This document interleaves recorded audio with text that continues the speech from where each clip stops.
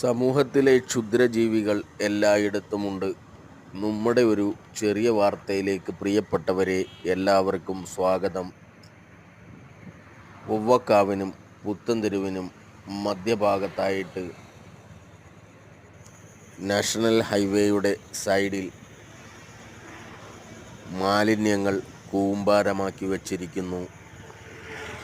രോഗങ്ങളാൽ മനുഷ്യൻ നട്ടം തിരിയുന്ന സമയത്തും ഇങ്ങനെയൊക്കെ ചെയ്യുന്ന സാമൂഹ്യ ദ്രോഹികളെ, തെമ്മാടികളെ, ചെറ്റകളെ എന്താണ് നാം ചെയ്യേണ്ടത്?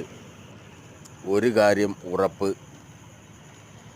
പോലീസിനെ കൊണ്ട് വെറ്റിയടിപ്പിക്കുന്നതോടൊപ്പം ജനങ്ങളും ചിലതൊക്കെ ചെയ്യും.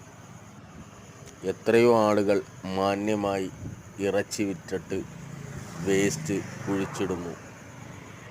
പിടിക്കപ്പെട്ടാൽ വിവരം